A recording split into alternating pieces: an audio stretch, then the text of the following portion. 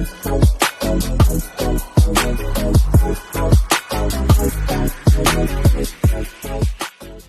right, ladies and gentlemen, welcome back to another great episode of Speak to the Mic, the unapologetic, uncensored, unfiltered podcast. Speak to the Mic. I am your host, Marlon Joseph. And before I get started, I want to make sure I put this disclaimer out that we are in no way representatives for our organizations. We're not spokesmen for our organizations speaking on behalf of our organizations, but we are merely Black men who are representatives in terms of being members of our organization, speaking from our point of view and perspective on the very issues that plague our Black community today. And so without further ado, I want to go in order from when our organizations were founded. And thank you, gentlemen, all for being on this show at this time, because we got some issues that we need to unpack as it pertains to our relevancy in the Black community and the very community service initiatives that we've been putting forth for almost now going on 100 years, with the exception of Iota, Phi Theta being one of the last of the Divine Nine organizations that will, soon turn 100 years in a few decades from now. But nonetheless, we have been around for collectively over 100 years. And so we're here to talk about the very relevancy that we still hold in the Black community as it pertains to our community service initiatives. So without further ado, let me introduce my panel for today. Johnny Johnson is a member of Alpha Phi Alpha Fraternity Incorporated. My brother, my frat brother, my big frat brother, who I have a lot of respect for here, Kevin Barnes, AKA KB, Kappa Alpha Psi, just as well as I am. So thanks you too for being on the show. Yes, sir. My brother I've known for almost 20 years, Timothy Stallworth, member of Phi Beta Sigma Fraternity Incorporated. Good people. Yes, sir. I'm sorry, I went in the wrong order. Let me make sure I get that correct. So 21911s here. So my boy Terrell, who's a member of Omega Psi Phi, who was founded on the tail end of 1911. So I appreciate you for being on the show as well. I misspoke on that behalf, so excuse that. Getting back to Timothy Stallworth, Phi Beta Sigma. My boy Donte, who is a member of Iota Phi Theta.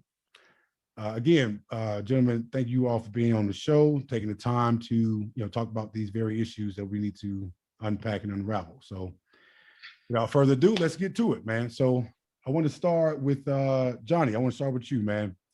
How much impact has your organization had on youth in a professional sense when it comes to leadership skills in your profession?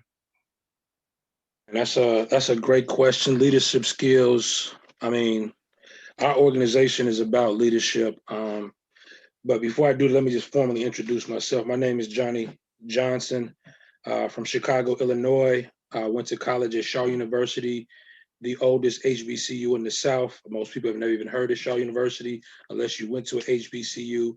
Absolutely. And the chapter there is Beta Rho chapter of Alpha Phi Alpha. I actually became a brother of Alpha Phi Alpha through Xi Lambda chapter, which is here in Chicago. It's actually one of the largest, if not the largest, chapters in Alpha Phi Alpha Fraternity Incorporated. And our organization was founded on Tuesday, December 4th, 1906, on a cold day at Ithaca, New York at Cornell University. 7 men who in their own right were leaders within their own mind got together and formed an organization of what we now know as Alpha Phi Alpha Fraternity Incorporated. And so just to answer your question directly, it's all about leadership and it's all about affecting our youth.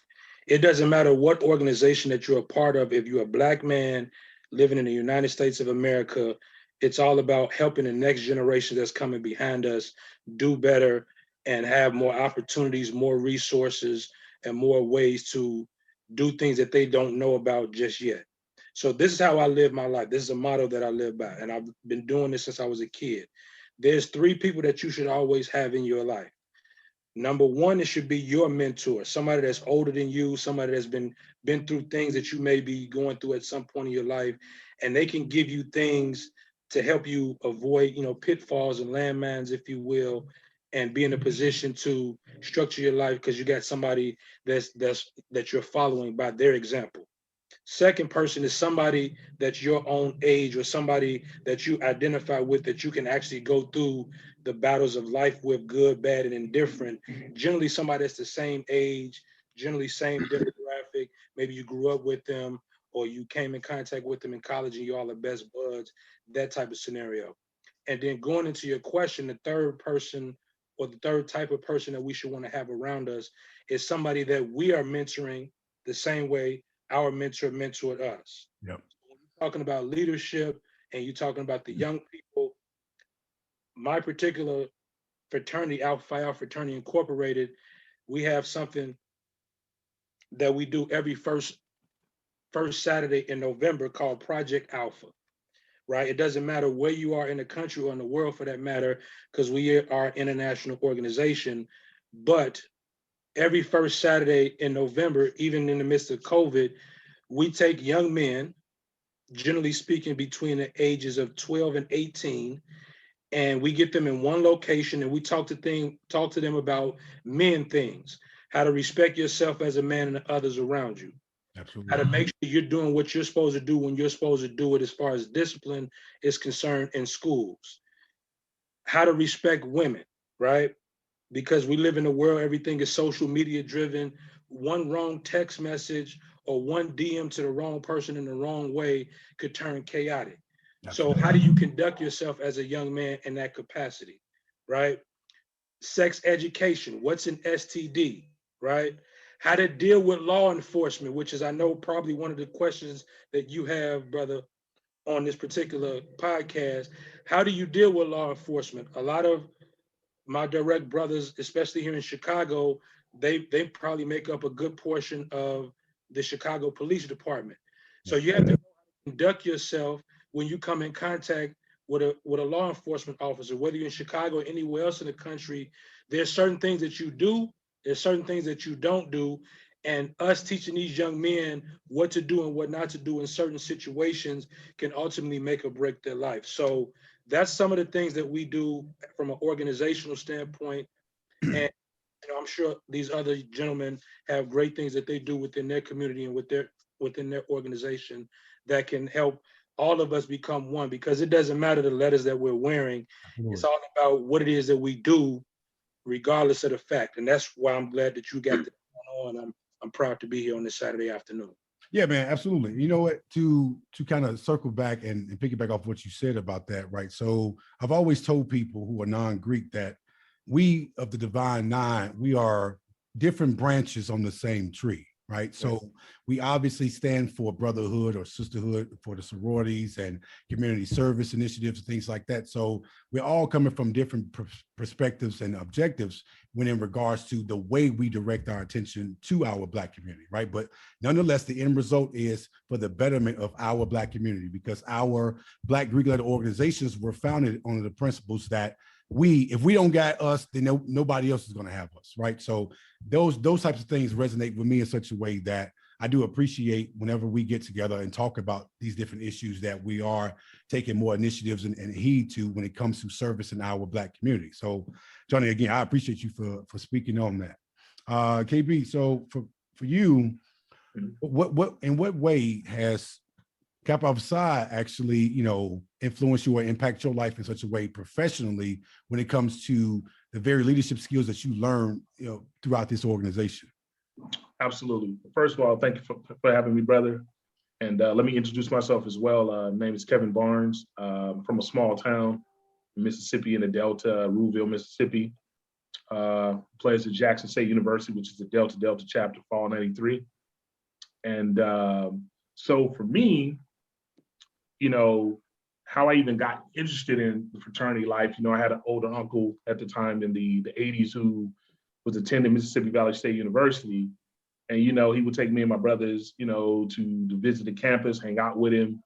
And, he would take us to Greek shows. And when you're little, you don't really know what the Greeks are, but, there was just something about the Kappas that sparked me. I don't know what it was. It was just kind of the canes and what they were saying. And then at the Greek show, it was so much hype around them with the smoke and all this. And you're talking like this is 83, 84, right?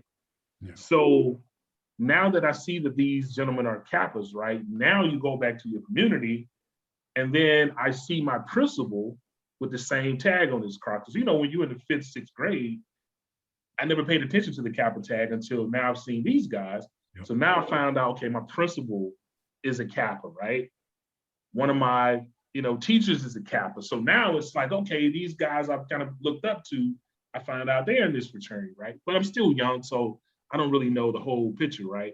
But, you know, there were some brothers in the area who came and were talking to us about Kappa League and, you know, what it was about. And I just remember like, okay, you know, I've heard of this Kappa thing. And so now they're talking about, you know, bringing young men into Kappa League. So that was my introduction into the fraternity, right? Joining Kappa League at a young age. Yeah. And those guys, man, who were talking to us, man, they were just such esteemed gentlemen, man, and the way they carried themselves and what they talked about. And the one thing that they impressed upon us was they didn't care that we went to college to be Kappas. They just wanted us to go to college. Absolutely. And be better people, right? So they never stressed, we need you to be Kappas, right? That's why you're in this, right? They were like, this is what we do as Kappa men, and you're in Kappa League. But they weren't saying, okay, all bets are off if you never become a Kappa. They never stressed that, right? So they were just teaching us about, you know, being respectful and young gentlemen and, you know, how to just even tie a tie and things like that. And, you know, not sagging your pants and, you know, yes, sir, no, sir, things like that, right? So, you know, then you start to learn about the whole of what Kappa was about, right? You know, training for leadership. So that's what these men were doing, right? And they were like, you know, you just don't wake up one day and become a leader, right? Someone has to train you. Someone has to guide you. And like the brother from Alpha Phi Alpha said, he was like, okay, you know, these are the first men that you seek to be your mentors now, right? Because, you know, now they're training us on what we should do, how we should carry ourselves, right? Now, of course, when I got to Jackson State, you know, I wanted to be a Kappa and I was able to fulfill my dream. But, you know, I always remember that training for leadership, right? And, you know, it's, as men, you know, when we get to college, you know, the first thing we don't really look for, we're not looking at like, hey, let's see what these guys are doing community service wise. You know, in college, it's kind of, you know, the parties and, you know, how the gentlemen are themselves. Absolutely. Right. But you do look at what they're doing for the community as well, right? So those, you know, when it all comes together, right? It was important that I did see that, right? Because you do judge the college fraternity by what you've already seen by your teachers and your principals and, you know, members of your family, right? So you do judge being in college by these guys. And luckily, these men at Jackson State, you know, looked the same way, represented the same mission, talked the same way. So, so yeah, man, I was like, you know, for me, it was early, you know, learned about, you know, Kappa League and that leadership early and able to, you know, as soon as I graduated from Jackson State and I moved, you know, to Atlanta, the first thing I seeked out, man, you know, brothers used to say, you know, wherever city you land in after school, man, you definitely want to seek out the alumni chapter. And a lot of times, you know, brothers don't tell us that. You know, they don't tell us, hey, soon you get somewhere, you need to find an alumni chapter because these are how you connect with brothers. These brothers could save your life or these brothers could help you in tough times, right? So when I moved to Georgia, you know, that's the first thing I you know, hooked up with was, you know, the Stone Mountain Alumni Chapter, man.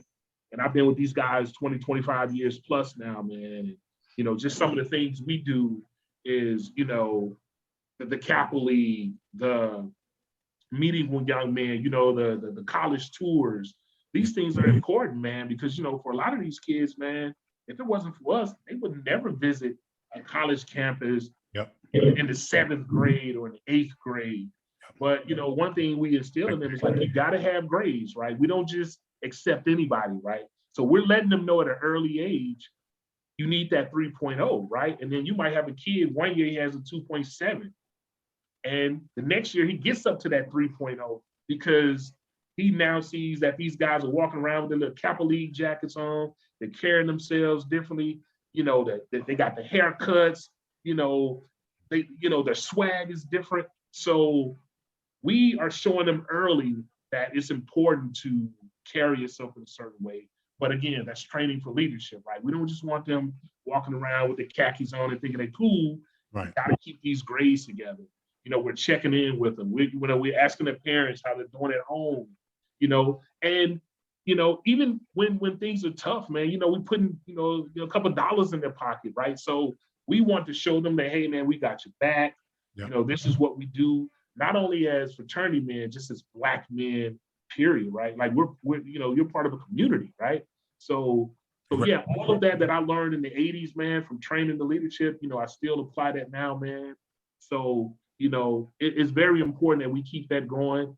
And again, the reality is you can have 100,000 members, right? It's always going to be the 80-20 rule, right? So we know, and that's one of, issues we may discuss later, like how can we get more members to be involved, right? And we can all speak to this from college to now. If you were on a college campus and it was 30 brothers in your chapter, it's probably 10 that's really going to do the majority of the heavy lifting, right? Well, it's the same way on the alumni level, man. It's, we 70 brothers deep, but 25 are going to do the heavy lifting, right? Yeah. So that's definitely something, we need to work on as a community, as fraternity members, just to, get brothers more in line with, just being, more, volunteering and giving back to the community. So. Yeah, absolutely. And you know what? And representation matters, right? So absolutely. To even speak on briefly about how these young men obviously see us as examples, right? Regardless of what fraternity that you're in, we obviously are Black men in a certain class or in a certain representational, stance that we're looked at as examples for them. And so because we had those examples set for us before we got to this place, it's only right that we exemplified the very things and the very premise that our organizations stand for. And then we become that very example to them that help inspire them and to possibly aspire to be a part of the organizations, or even just aspire them to want to go to college in general, because the more education that you have as a Black man or a woman, the more dangerous you are in the most positive way. And so that influence does definitely matter. Terrell, so, obviously this particular question, it was primarily in regards to how we basically convey our leadership skills that we learn in our fraternities as it pertains to our own profession. So, Terrell, for you, in what way would you say your organization helped impact your life personally when it comes to the leadership skills that you've learned from your organization, and how were you able to convey that to your profession, your professional life? Well, for me, it was just like as soon as I joined the fraternity, like we didn't have that many people in our chapter, so everybody pretty much got a role instantly. You know what I mean? Like, so you went from being pledging, and then now you're vice bossless or whatever. You know what I mean? So it instantly puts you in a place where you had to work or had to learn how to get stuff done. And as I crossed my sophomore year, so by the time I got to my last year at Russ, I was the boss list, you know what I mean? President of NPHC. So basically, they put me in a position to be the president of NPHC. And then after I graduated, like all of my jobs were through the connections of my fraternity. So where I'm working now, I'm in management, and I basically use those same skills that I learned, like being a sophomore, having to call different people, having to email up to different district reps. Basically just, I feel like for me, it was just more leadership through communication. I learned how to communicate effectively through different tiers of management, learned how to be assertive with what I needed, learned how to delegate tasks to people. And I feel like that was the most important part, delegating of tasks, because if you don't do that, then you just essentially working harder than everybody that's working for you, you know what I mean? Yep. So that's basically, for me, that's what I got out of it.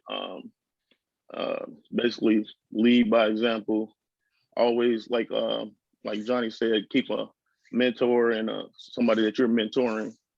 It was a young man at my job, was a Sigma. I got him promoted within like 6 months of being there. I just told him what I did. and he did exactly what I told him, and look, he got promoted after that. So pretty much, like, I just try to lead by example, build bridges, and just keep it moving. Yeah, and those very things and those very characteristics is what makes a true leader.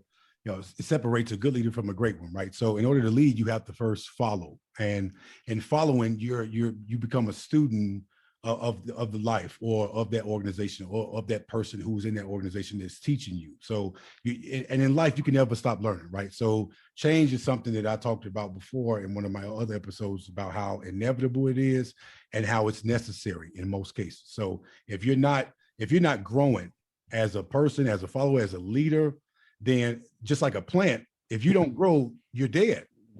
That's basically what that means, right? So we can never get to a place where we're content with what we already are, as far as what we already know, versus the amount of information addition to that we need to be learning so that we can pass it along and become that very leader that, help inspire us become leaders in our own right. So yeah, Terrell, I appreciate it from that perspective. Tim, for you, I want to unpack this in that way as well. So what ways would you say your organization has impacted your life from a leadership standpoint when it comes to your profession? Well, it kind of gave me a set foundation when I first, hit the ground running. I was like Terrell, as soon as I crossed over, it was, hey, we got to hit the ground and we got to roll. There's a motto that I live by. I live my entire life by this. Everything that I do, I stand on it. My grandfather made sense to me a long time ago, man. He said, son, you can either work or you can whine, but you can't do both. Absolutely. And then when I first heard it, it didn't make sense to me. I said, what you mean, man? I'm working, but we're definitely whine about what's going on right now. He said, no, you can't. Because if you're whining, you're not working on changing what you're whining about. Yep. So, man, I definitely live every day like that moving forward. And so once I hit the ground running and I crossed, man, it was okay. Look, you have a job. This is your position. This is what you need to do. And moving from that, I was like Terrell, I went from that to being the president of the Panhandle Atlantic Council. I was there. I was the president of the choir, sergeant at arms for the NAACP. But me stepping into that role, once I first hit the ground running, it was like, look, man, you have to know how to run things, and you have to understand that. See, everybody else went to school, and their first, their first insight or anything on the fraternity was, hey man, we're gonna throw this party. Everything was gonna be live. No. For me, it was, hey, look, Phi Beta Sigma Fraternity Incorporated is a business. Yeah. That's the reason why you have incorporated on it. It's a business. Absolutely. So you need to understand that you need to take care of the business before you can understand that you could get time to play. So it definitely impacted me like that, man. Everybody knows, I mean, you've been with me for long enough to know that, hey, look, we're going to take care of this business first. Yep. And then, you know what I'm saying, we're going to shoot the breeze. We can do whatever it is that we want to do. So it definitely taught me, man, you can't do anything without doing the work first, for sure. Yeah. And I take that, man, with me every day, When I come to work, it's light. What I do, I'm a trainer. I'm a trainer out there at Amazon. I train people how to drive the hostler trucks on the yard. I train them how to run the entire yard. Hey, look, man, I don't mind making it fun, but you have to remember this is your job. Absolutely. So it's definitely that's what I got out of it, man. That's what it gave me, for sure. Yeah, and I appreciate that too, man, because especially the point you made about change and how either you're gonna adapt to change or you're gonna get left behind, man, because things are constantly evolving and you have to be able to adapt to the times, right? So if think about it from a holistic standpoint, each and every one of our founders during that time in their lives when these organizations were founded and just started, right? They had to adapt to that very moment in that very time that they actually started these organizations. The very premise of what we've been doing all this time in terms of fighting for social justice, fighting during the civil rights movement. These are some of the very pivotal fights that we're still fighting today, but in certain different instances, right? So to be a leader, you have to fully understand what you're leading and who you're leading, because if the people around you that you are leading don't trust you to do the right thing and to be the leader, then you're not leading. You're not a true leader when it comes to the very characteristics or fabric that it takes to be a great leader. And so, and being a great leader consists of you having to listen to those that you are leading. because you can't just be a person that's always dictating what someone does and don't do, but you're not willing to listen and then embrace the very idea of what needs to happen in order for that leadership to take place. So yeah, I do appreciate that. Donte, from your perspective, man, what would you say that you have taken in terms of the leadership skills that you have obviously have learned while being a part of your organization, and how have you been able to apply that leadership skills to your professional life? First of all, I want to say good afternoon, fellas. Nice chatting with y'all today. Sorry for my tardiness, but I thought it was 5 o'clock Chicago time. Forgot Marlon actually down in Georgia. Yeah, I always put that Eastern Central time because I know that we are hour, different. So yeah. Yeah, but growing up in Chicago, growing up it's kind of like a bubble. I'm from the South Side of Chicago, so I never really expected to even go to college, let alone pledge a fraternity. They didn't come to CVS. You know what I'm saying? Showing love and stuff like that. So I never knew that it was even a fraternity thing out there until I actually got to college. So all this was kind of new to me. But my fraternity, we the last of the last to get in the Divine Nine. So we have to work that much harder, than everybody else to get it out the mud. So, I was pledged by older cats, on their way out. So when I cross, I hit the ground and running. I'm doing everything: step shows, business meeting, comedy shows, paperwork, all that stuff. So they actually prepared me for all that. Plus they actually was preparing me for life. Absolutely. So I kind of took what they gave me, the game, and trying to transfer it over into, life after college. So I work in the commercial real estate industry, and I'm like probably one of the only Black people there. So they kind of managed me of how to transition over that to try to, fit in, with that side over there, and try to bring it back and tell other people, like, look, you go to college. College really ain't for everybody. No, it's not. It's a good learning curve. Even though if you don't graduate from college, like, it is actually a good learning curve to transfer into the other life, because I didn't know anything coming out of high school going to college. Like, I didn't know how to file taxes. Yep, same. I didn't even know how to fill out loan paperwork correctly. Like, these brothers taught me like everything, how to do everything correctly. Like, and I love them brothers for that. They set me up for life, like, after college. So it definitely was a big impact on my life and how I turned out right now. Yeah, and you know what? To that point, I think we can all share that very sentiment in regards to what we've been able to take from our organizations and apply it to our own professions, right? So some of us may be in leadership roles at our own everyday jobs, and we took the very things that we learned in our organizations and applied it to that very profession. And it's gotten us, this far, and possibly get us even further than that, the more consistent we stay on top of it. So again, man, I do appreciate it, that you guys would, share some of that insight from your standpoints in regards to that. I want to get to the next question that I have, because I think this is a very important one, especially given the times we're living in right now, where in my previous episode, when I talked to the sororities, I talked about the very 3 fights that we as African Americans in general have been fighting for hundreds of years now. We've been fighting for the ability to be free, fighting for the ability to be human, and fighting for the ability to be Black. And these same 3 fights, we're still fighting today. And so to transition to the next question, Johnny, I want to start with you. Based on the level of impact that all of our fraternities have had in the past when it came to the civil rights movement, fighting against Jim Crow, and just the huge advocacy that role that we played in those times, convey that to today with Black Lives Matter, with to a certain degree with the Me Too movement. Obviously, we men are becoming much more vocal about standing up for our Black women, protecting our Black women, with the understanding that Black women have been the most disregarded and disrespected of them all. And so us standing up for them in their position and let them know, hey, we're fighting this fight with you all. Help me understand how different or similar are we today versus 50, 60 years ago when it came to the civil rights movement? Great question. I think this is a question that if anybody's having real conversations, whether it be on social media, whether it be in person, just on the phone, et cetera. Obviously, we're in this COVID-19 coronavirus pandemic still, but people are kind of moving kind of however they move.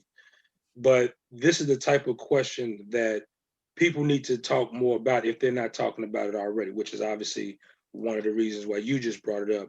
Because a lot of times, and I'm just being direct, a lot of times we talk about everything else under the sun, but the main issues at hand that can help us get from where we are to where we're trying to go as a collective unit, organism, community, etc.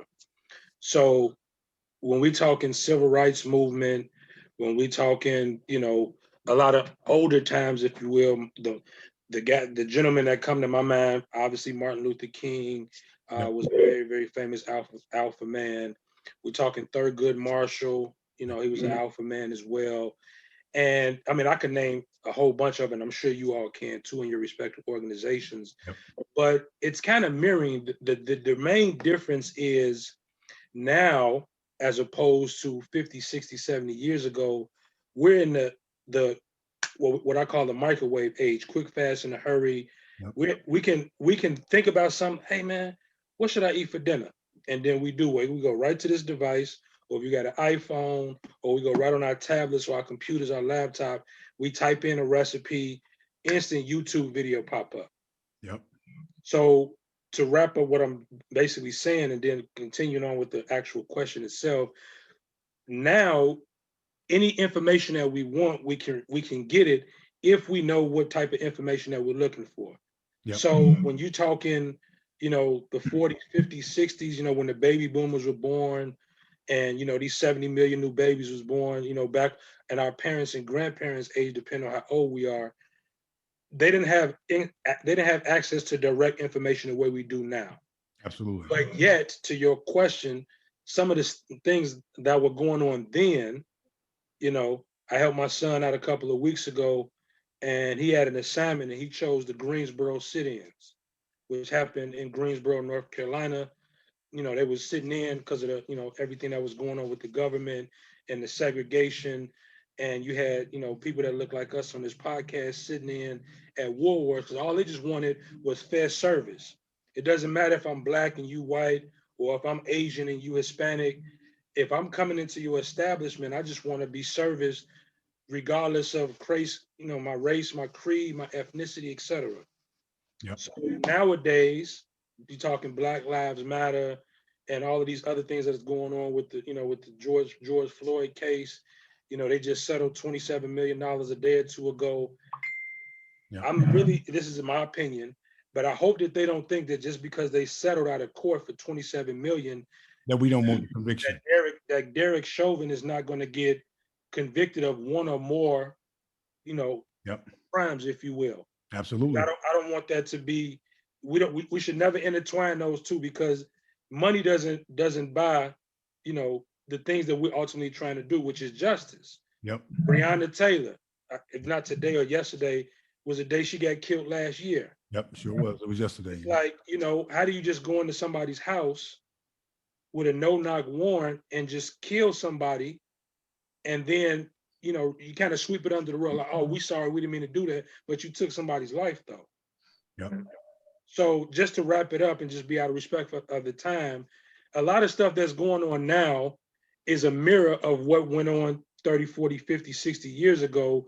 But now we have the opportunity, with the information that we have at our fingertips and our collective unity, to just improve and evolve as a people. Because we got to, at the end of the day, we got to get out of our own way, right?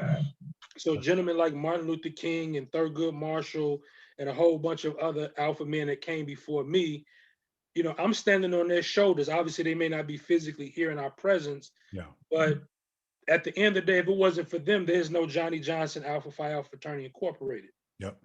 And you know, and Johnny, even to that point, right? So we're standing on the backs of all these Black men who sacrificed their livelihood, their lives overall, when it came down to fighting for our rights and fighting for what was right, right? So each and every one of us have, you know, just profound figures in our organizations who were out there on the front lines, out there marching and protesting with Dr. King, with Ralph David Abernathy, with Jesse Jackson, Al Sharpton, John Lewis, to say the least, right? So we each have those members, and representation mattered during that time, just like it does now. But to your point, we do have more access to information. So the whole idea of being ignorant is no longer a damn excuse. You can't afford to be ignorant in a time like this where there's so much accessibility to information that that's right there within your fingertips. You have no excuse now to not know. And so for me personally, even thinking about the George Floyd case and many of these other cases that have come out now with this pandemic has been kind of a double-edged sword if you think about it, because now everyone has been forced to be at home and now they have to see this shit in real time. So white people who have been pretty much dismissing the very issues that we have been crying about and hollering about, saying that we've been going through, now it's, oh my God, I didn't know you were going through this. Well, what the fuck took you so long even seeing this? We've been telling you this for years. You thought we were just exaggerating this? Like you thought we were making this up. So now you have no choice but to sit in this and see this for your own two eyes and say, no, this is just wrong. And it's not enough to say that you're anti-racist. Now, if you're not putting your white privilege, power, and position in jeopardy to make it an equal playing field for us all, we don't want your damn sympathy. We don't need it. We don't appreciate it. We don't welcome it. You're not willing to put forth the effort to make it so that we're all equal. Don't tell me, I'm so heartbroken over what's going on. You ain't more damn heartbroken over than we are. So guess what?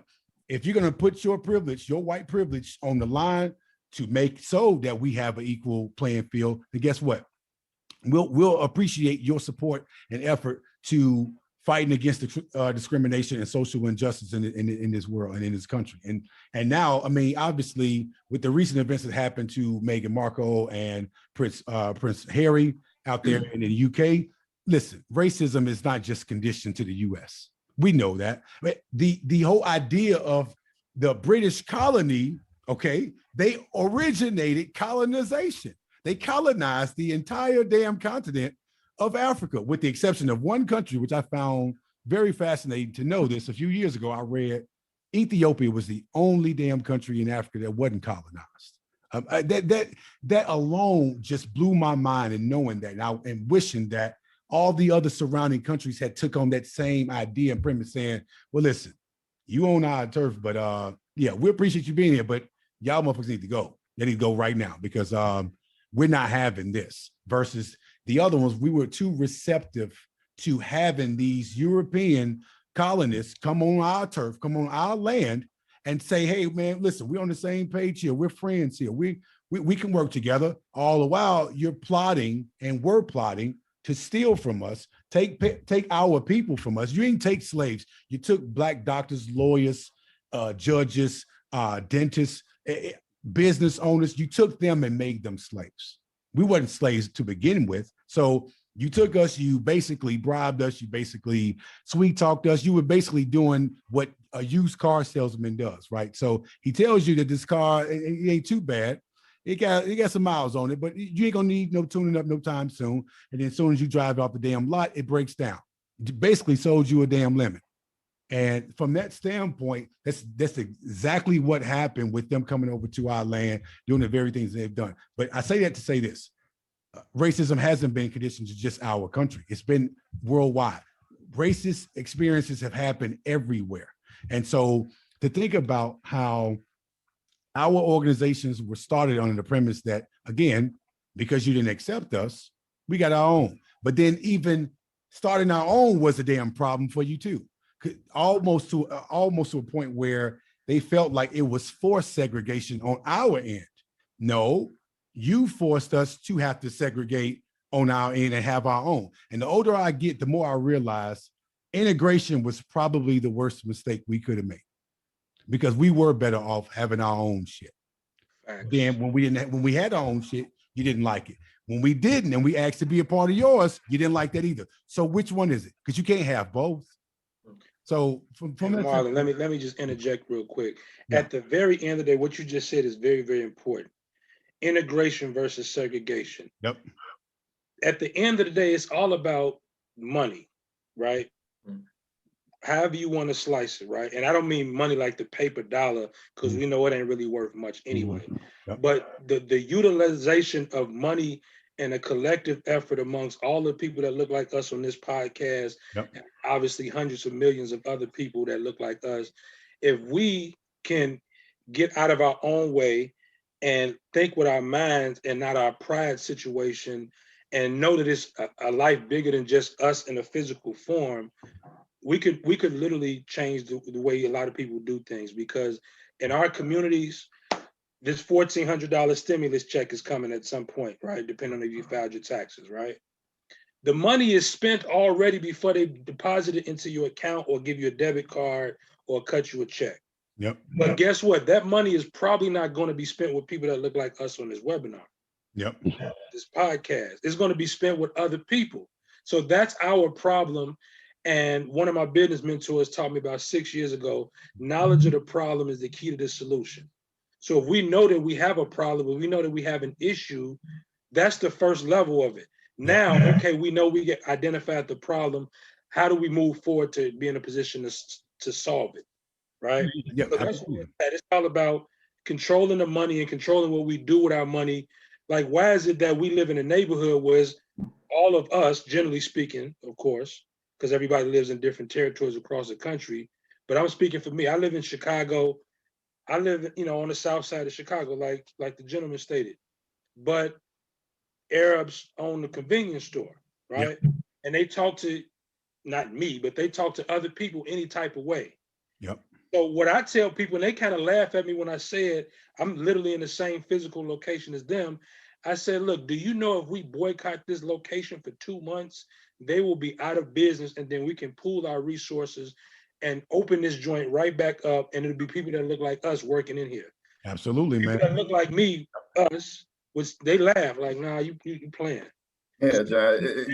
I'm saying, man, being monolithic, man, we have to understand that collectively, if we're together, we're much more dangerous in the most positive way together than we are separate, right? So staying consistently unified is something that we have to do much more of than what we have done. We can't do it in spurts, right? We got to do this consistently. This can't be when it's just convenient for one or two of us.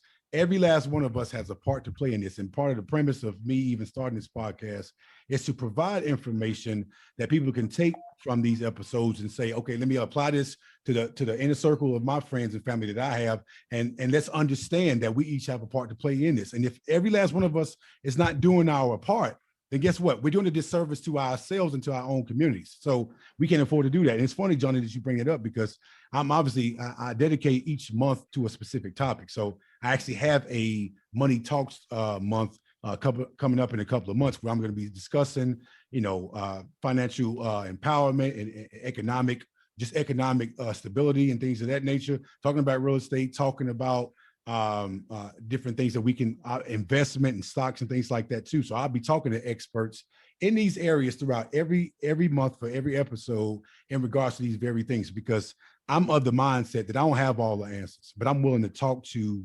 everyone who are in these professions, in these organizations, who can come together collectively to make a difference, and making sure that we all understand what our parts and roles are moving forward, so we can better help assist our Black community. So I got a question for John. I know you live in Chicago, but I got a question. Why do you think that Black people don't trust other Black people to pull their resources together to buy back into the community? Honestly speaking, it has a lot to do with the way we've been programmed, right?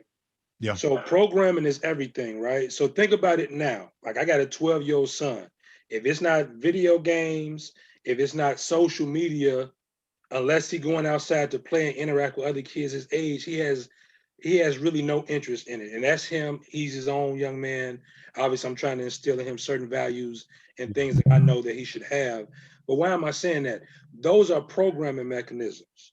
Yeah. So television is programming. That's why they call it television programming. So why am I saying that? Well, you just asked that question. It has a lot to do with the way we've been programmed.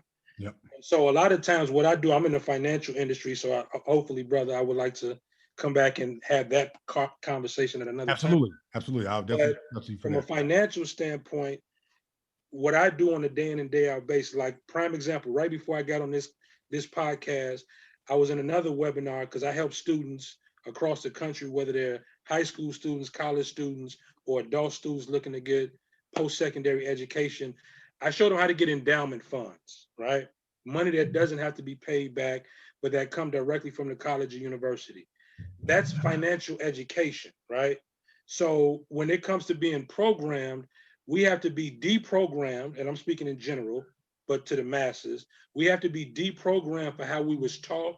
Yep. And then we have to be reprogrammed a certain type of way so we can start thinking about what you just said. Why can't we live in a neighborhood and pool our resources and have convenience stores in that neighborhood, beauty supply shops in that neighborhood, restaurants in that neighborhood, you know, anything, park districts, the whole 9 yards, right? Banks. Yeah. So do you think that's a household? Sorry, do you think that's a household issue or like a educational issue, like for schools and stuff like that, the schools we go to? Well, I think it's actually a real combination of quick. both. Yeah, it is a combination of both. I wanted to say that real quick. So obviously it starts at home. Everything starts at home first, right? So the lack of education and the enlightenment of financial stability, right? Not to go too far into this conversation because this is a different topic that we are obviously deviating from the topic that's at hand, but I want to just touch slightly on this subject while we're on here. So obviously being able to, like he said, deprogram the very things that we have already learned, we need to unlearn those things. And now we need to relearn the very things that's more beneficial to our, to the betterment of our community versus the very things that's been put in our minds with this whole misconception about the American dream and all this other crap that's been fed to us for far too long, right? So now we've been feeding into that very propaganda that this is what works for us, when in all actuality, this was never designed for us to begin with. So the idea that Black people oftentimes go broke trying to look rich, that's problematic, right? So we're spending money that we don't have on shit we don't need, right? So, and we need to stop doing that. So that is something that's taught early on at home. And then even when you leave home, now you got to, even as an adult, because now we can't get to a point and say now, oh, I never knew this. Okay, you never knew it in the past. There is no room for error now. There is no excuse for not knowing today because there's so many different avenues and bits of information that's out there and people who are in these professions who can talk to you specifically about the very things that you need to be doing more of. Again, that speaks to the very unification tactic that we need to be more cognizant of when it comes to doing things together versus saying, well, I'm gonna learn it and then, you know, I'll apply it to my inner circle of people, but you're not willing to share that information. And now, and one thing I used to talk to my uncle about, and I always tell him, well, he even told him this in the very last conversation I had with him before he passed away, was knowledge is not power. Applied knowledge is, though. So if you know something and you don't apply it, how in the hell can you say you know it? Right. You have to apply it. And so that's willful ignorance. Yeah, very much so. And here's the thing about ignorant, right? So ignorance, there's two meanings for the word ignorant. It means to not know something at all, and it means to know and not give a damn. We choose the latter entirely too many damn times now. And I'm holding us accountable for that because of the fact that we have so much potential to unveil and unpack that it's going to take all of us to do that. No one person or no 10 people or no one organization can do that. It's going to take all of us to do that. And if we don't understand what our obligations are and our part is, as Black people, we're going to always be on this fucking treadmill, running and walking, but ain't getting no damn where. So we have to stop that at its core, and it starts at home. So before we go even delving into that conversation even further, I want to get back to what we were talking about as it pertains to this conversation. So with this topic, KB, I want to follow this up with you. Mm-hmm. So given the impact that our organizations have influenced and had during the civil rights movement, what impact would you say that our organizations hold, our fraternities in particular, hold today with Black Lives Matter and just all the different causes that's similar to the civil rights movement and fighting against Jim Crow? What would you say that? Because you're the older guy, you're the oldest person on the call. So I want to, not just in the fraternity, but just in life in general. So you would have much more of a perspective to talk about from that generation of fighters who have fought the good fight all these years. Right. So I would say, one of the biggest differences was, I think back then, no one cared that someone was Greek, right? Because the community just was sticking together, right? So for example, right, the small town I grew up in, I grew up down the street from Fannie Lou Hamer, which, you know, we all probably heard of, but, you know, great civil rights activist, you know, created the saying, I'm sick and tired of being sick and tired, right? But growing up down the street from Fannie Lou Hamer and seeing her working with my grandmother, and, you know, she started the first Head Start program in our town. And, you know, we were just glad to go to this little Head Start. And, you know, then, you know, years later, after she passed in 1977, we found out she was an honorary member of Delta Sigma Theta, right? I don't think anybody knew that or cared, right? They just respected her for what she did, the grind, you know, the time she put in, right? So when Jesse Jackson, another example, when he ran for president the first time in 1984, and of course the second time in 1988, he came through the Mississippi Delta, right? So I remember him, you know, giving like me and another buddy like $50 to pass out flyers, right? And we were just so happy. And we was like, oh, you know, this guy's running for president. We didn't really know what that meant. But then years later, when you're older, you found out he's a member of Omega Psi Phi. We didn't know that. And I don't even think the community cared. They just were behind him because of who he was, right? So my point was, you know, if you look at that famous photo that's out there, you know, right before Martin gets killed in the Lorraine Hotel, you know, where you got Jesse and you know, Brother Ralph Abernathy, and one of my favorite people in the world, Jose Williams, man. I met him. I love Hosea, man. Nobody cared that those guys were Kappa, Alphas, Omegas, and Sigmas, right? Because the work they did was probably for a lot of people who probably had second grade educations, knew nothing about college or cared about it. Back then, people just united together because of what they were going through and the fight for justice, right? Now, you can pick up a phone, man, and just text, you know, somebody in groups, because there's so many groups now and you know, sorority and fraternity groups, and especially here in Atlanta, man, you can have 5,000 Greeks meet on Martin Luther King Boulevard Monday morning. And, you know, if, you know, I get in trouble, I know that Keisha Lance Bottoms is a Delta. My wife is a Delta. She can make a call to her and be like, hey, you know, I need this or that. Or, you know, it's the access now is just easier, right? I mean, you know, speaking of the George Floyd, man, those two gentlemen who represented, you know, the family, those are my chapter brothers in Stone Mountain. I made one of those guys. You know, Chris Stewart is my guy, and Justin, you know, Miller, I pledged him, man. So if something happened to me, man, these are my chapter brothers. I'm gonna see them in a few days when they get back, right? So, you know, there's people out in the world just by looking at these guys and just were glad that they represented the family. And yeah, you know, the 27 million isn't gonna bring them back. But now, man, you know, I know these people. Back then, man, you know, you couldn't just reach Martin Luther King like that. It's just, you know, some people just heard of this guy. They would see some of, you know, his sermons, but they were so moved by what he was doing in the community. Most people didn't know he was an alpha. You know, most people still to this day, people think he pledged at Morehouse. They don't know he became an alpha at Boston. So it's like, you know, now the information is there and we can do more. And, you know, we can team up with Black Lives Matter, and we can, you know, team up with anybody else that's doing the same work as us, right?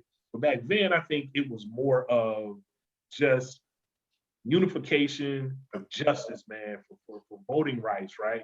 So I remember one of the craziest scenes, man, I had ever seen in my small town, right?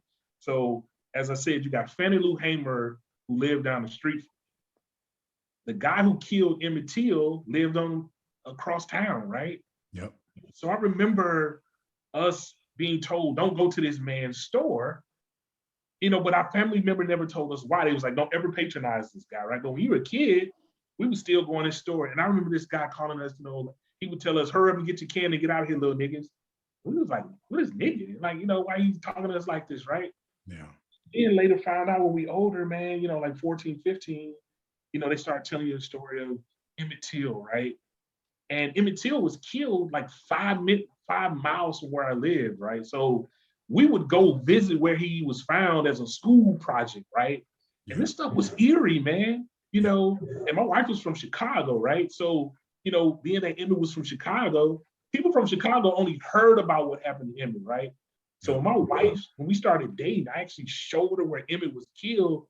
She was like, damn, you grew up, you know, and of course I didn't grow up with him in 1955, but I could show her where he was murdered and, you know, like I knew the man who killed him and his brother. And, you know, at 14, 15, man, you know, we tried to burn this man's store down. It was like, this is our justice for Emmett, right? But this was heavy, man, that I was in this small town, but to have those two dynamics, you know, Fannie Lou Hamer and, you know, this guy, Roy Bryant, who killed Emmett Till, man.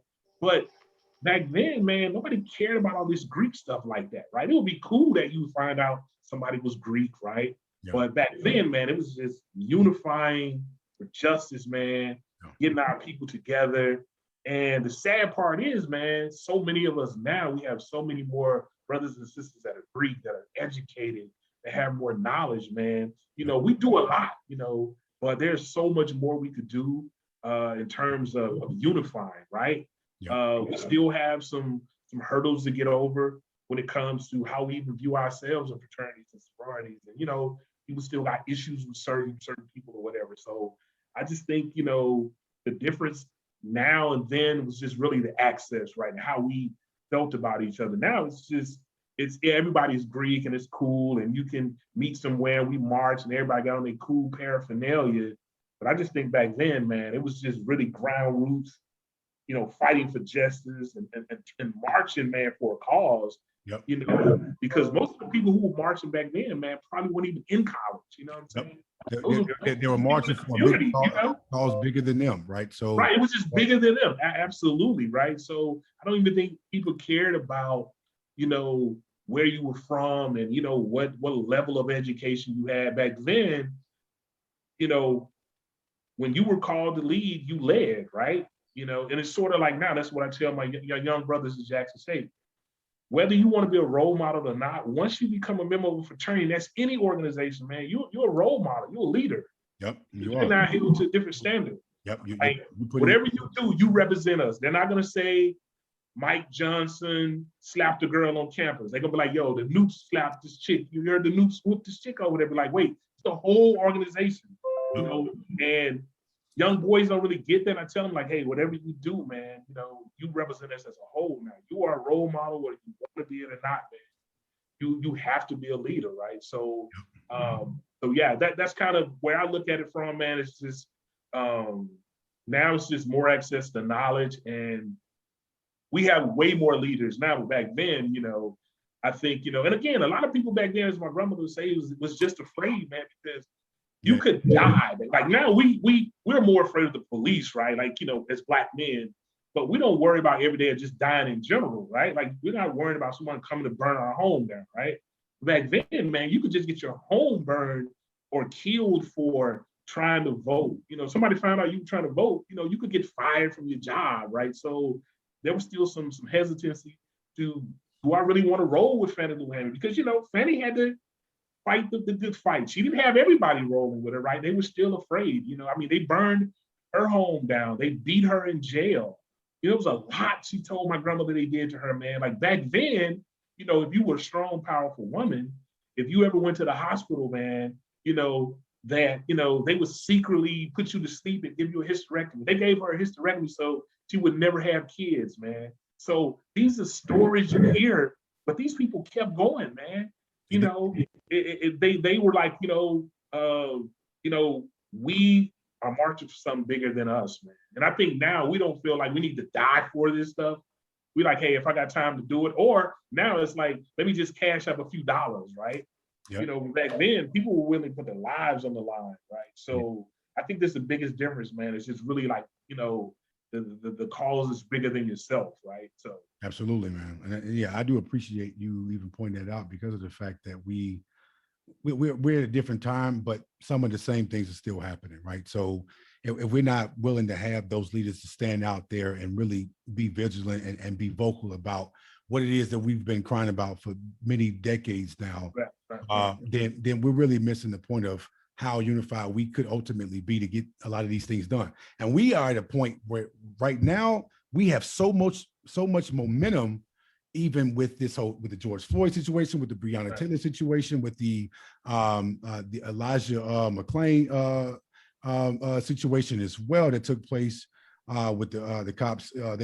They obviously arrested him for leaving a store, and he ultimately died from I think an injection that was pumped in his heart because it was cold outside. I think it was in Colorado. I can't remember exactly where, but he ultimately died in the hands of, in custody of the police. So those type of things, they're still occurring at, at a rapid pace, right? So we each have an obligation to fight those same fights. I think now those organizations, our organizations back then, they were vocal, they were out. You saw them with their paraphernalia, you saw them represent their organizations, but now we're more vocal in the sense of, okay, we're doing this community service initiative is on behalf of this organization and things like that too. So we're much more present in the term in sense of trying to broadcast our organization and what we do more, but not enough is being done collectively. And that's something I'll ask later in the show. But Terrell, I want to get to you. So in comparison to the civil rights movement, how effective or impactful would you say our organizations are today when it comes to Black Lives Matter? To how effective they are today? Yeah, compared to the civil rights movement. Well, today I feel like it's definitely a lot different than like Kevin was saying. But I feel like today we have more people complaining about it than actually stepping forward and trying to make a change. Yeah. I feel like right now it's just so many different subgroups or sub entities of the Black Lives movements that no one is on the same page. So it's kind of hard to actually push a certain agenda if everybody has their own hidden agendas. Absolutely. So if we're trying to fight for the ability just to be Black, I feel like that should just be the first movement, instead of all these other entities and all these other subgroups and everything like that. That just keeps us distracted from. It's kind of hard to fight 200 battles at once. It is. We're fighting too many battles and ain't winning none of them. We ain't won one yet. Yeah. So I feel like the main thing what we have to do, I mean, like we can start off on the Greek level and just be on the same page. That's something that the NPAC was for, putting everybody in the same directive, But if we don't get everybody unified on the same level, then I don't think anything will ever be done. Yeah, absolutely, man. And again, to talk about that ability to be monolithic, we have to understand that we're fighting for a cause greater than ours, right? And I'm sick and tired of having to deal with the past issues of the previous generation on top of dealing with the current issues today too. We're not going to pass off any more of these damn issues to the next generation. The next generation needs to have their own issues that they have to fix and deal with for that time, right? We are at a place where generation now, this is us today, in this time, in this moment, we have a huge opportunity to make real change happen so that our kids are not affected by the very things that we've been affected by growing up into adulthood. And so, yeah, I do appreciate your stance on that, man, because that's very important that we do stand together in unification. So, hey, Marlon, let me just interject real quick because of what you just said. Okay. We're creatures of habit, right? It's all about habits, right? We are our habits. Yep. So the things that we're going through today is what we was exposed to when we was kids. Mm-hmm. And to your point of what you just said, we don't want to continue the past generation's problems going into the generation after us. Well, that's all going back to what I talked about with the deprogramming and the reprogramming. Yep. I may know how to cook or be on the grill now because I learned it when I was a kid, right? But if I don't know money, if I don't know how to deal with people from a communication standpoint, if I don't know how to talk to the cops when they pull me over, if I don't know how to conduct myself in a professional atmosphere, if I don't know how to conduct myself in a social atmosphere, these are all of the problems that we're dealing with today. And obviously we got to do what we got to do for ourselves, especially if we're parents, because now our children are looking at us, specifically dads, because we're all men on this call. Hey, what should I do, Dad? Now they're looking for us advice. I'm thinking like, man, this year makes 20 years I've been out of high school. That means 20 years ago, I was asking my mom about advice on this, and my dad and my aunties and uncles about et cetera. Now I got a 12-year-old son who's asking me about XYZ, going through puberty, that type of stuff. So long story short, it's all about the deprogramming of what we already know that's negative, and then reprogramming us on a positive level, and then improving our overall habits. Because when we improve that, then we can instill those habits in our children and our next generation behind us, so they become better than what we are at the ages that they're going to become. Yeah, absolutely. And you know what? Before I get to asking Tim this question, and Donte too, Tim, I want to point something out too. So in my episode with the sororities, right? So a friend of mine, Ashley, who's an AKA, she mentioned the fact that we oftentimes as Greek try to take credit for an individual's accolades and success, right? When it comes to them being a member of that particular organization. Now, granted, so Kamala Harris has been on record accrediting a lot of her leadership skills to Alpha Kappa Alpha, which is a sorority, and that she went to, and she pledged at Howard University, and so rightfully so, to accredit that leadership skills, the very leadership skills that she has applied to her profession and her life, which is the very reason why I asked that question earlier.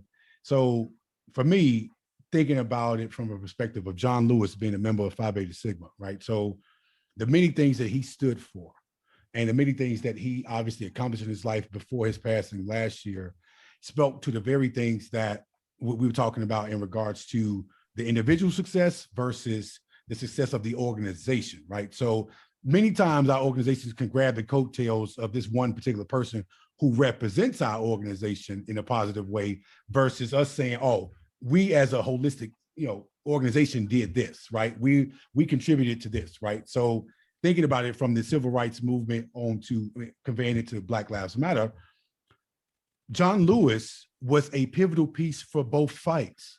And that's an amazing accomplishment to have lived this long. I think he was 82, 83. He was in his 80s. I want to misquote his age, but the fact that he saw from Bloody Sunday, a couple like last weekend was the anniversary of Bloody Sunday on the Edmund Pettus Bridge out there in Alabama, right? So the fact that he has now it's talks about naming that bridge after him, because of what he endured along with many others on that bridge during that time, right? Versus today, where Black Lives Matter obviously marched with him on that same bridge in the anniversary of Bloody Sunday, just the past couple of years before his death. So I do think that that's a very pivotal and very important piece to state because how influential he was in today's time versus how influential he was in yesteryear with that generation of people who was fighting that good fight during civil rights, fighting against Jim Crow and things like that. So I want to know from you, Tim, how effective or impactful has our Greek organizations been today versus how they were, or any similarities that they have today versus the civil rights fight that we all of our organizations took part in and helping, advocating for? I think today it is a huge difference. And I say that because it goes back to what you just said. Too often we want to take credit for the individual's actions. So I think today the problem is there is a lot of clout chasing when it comes to it. So a lot of people want to piggyback off what that one person did and says, hey, look, Phi Beta Sigma did this, or an Alpha man did this, or a Kappa did this, when true enough, you did absolutely nothing to go along with it. And it confuses the masses when you do that because the call to action isn't clear. There's not one clear call to action because, hey, just because someone from Phi Beta Sigma steps up and they say, hey, we're going to support this initiative. So now we're going to run out there because you want your 15 minutes of fame and say, hey, look, I participated in this movement. And you stray away from the actual initial movement that was supposed to take place in the first place. So I think that's the larger confusion with our group. There's way too many people that want to be chiefs and not enough Indians. So that's a big problem with today's society. They say media moves the masses, man. And I was a mass comm major, so like I said, that 15 minutes of fame is definitely ruining us right now. Like it is killing us right now. So that's the major difference for me, man. Until we can all come together, and like you said, half of those men you didn't even know were Greek back in the day. You knew their work before you knew them. Yeah. You know, and that's the big difference with today versus, you know, back in that time. Perfect prime example, someone from my family, man, Aaron E. Henry. You know, you bet my cousin Pete, Aaron, that was his grandfather. You know, he was right there with Martin Luther King, you know, Medgar Evers. You know, he was right there in the fight with those guys. You knew him, you know what I'm saying, before you knew anything else about him. All you knew that he was a civil rights leader. Right. You know, so I think we should, in our sense, um, once we get back to that and let the work speak for ourselves versus trying to jump out there with a pen or something that we can make that's notable about it, then we can make a larger impact, man. But it's becoming too personal for us because we want this to be out there. Yeah, You know, absolutely. And you know what? And to that point, man, we do oftentimes get in our own way in regards to the bigger picture, right? It's okay that you want recognition for what your organization have done. I know for me, seeing the voting registration happen here in the state of Georgia alone turning blue set precedents for many years to come, because no one saw this happening in any southern state, let alone it being Georgia of all states, right? So this has opened the door of possibility that other southern states, like maybe Louisiana, probably not Mississippi, not to be funny, but I mean, that I don't think that's ever going to happen, right? But maybe Texas, maybe Florida. Florida oftentimes fluctuates. So, I mean, that's neither here nor there. But the point is, the fact that Georgia has turned blue, it speaks to the very fight and the very efforts that was put forth with Keisha Lance Bottoms and her being the mayor of Atlanta and having Delta Sigma Theta be behind her advocating for advocating against voter suppression here in the state of Georgia. Stacey Abrams, who's not Greek, but came from HBCU. This woman is on record for being responsible for over 800,000 people being registered to vote in the state of Georgia alone, right? So Kappa Alpha Psi, we actually had members of different chapters here locally in Atlanta advocating for voter registration here too. So we accredit a lot of these different organizations and entities for the very result that we got today, which is having Joe Biden as the president, having Kamala Harris as the first woman, first Indian woman, Madam Vice President of the United States of America. So that alone set so many precedents for future generations to see this. And even for me, being a father of a daughter, I'm letting my daughter know there is nothing that you can't do. And this is a man's world, but a woman's universe. And granted, women have been disregarded and disrespected entirely too long. So from that standpoint, raising my daughter to believe that you can do anything you want and don't ever let a man tell you differently, right? So I do appreciate it. I do appreciate the stance that we have taken as fraternity members in regards to the very efforts that we have been portraying and perpetuating out here in society, helping our communities the best way we can, especially with what the recent events have been with us being in this pandemic and knowing that the last regime, the last administration did a shitload of things in the most negative way to hurt us. And we have been disproportionately affected by it more than anybody else has. So it showed me that we were fed up with the bullshit. And was like, you know what? We're going to fix this ourselves. And what turned out was we had the largest turnout of people voting in the history of this country. That says something to me. The fact that we, as Black people preferably, got up there and said, listen, we're going to get our asses out here and we're going to make sure everybody's registered to vote. Hell, now they're advocating for the voting age in the state of Georgia to be 16 now. Now it's going to be 16 years and up, you're going to be eligible to vote. So that's the precedence that I feel like our organizations, among other organizations that's not Greek, have played a huge part in when it comes to the outcome of this presidential election and even the local level elections too, when it comes to the senators, Congress, governors, mayors, things of that nature too. So I do appreciate it from that standpoint. So I want to turn to Donte real quick in regards to this very question, because I think the one thing that I do appreciate about Iota Phi Theta is that you guys were founded at the peak of the civil rights movement, right? So 1963, you guys were founded.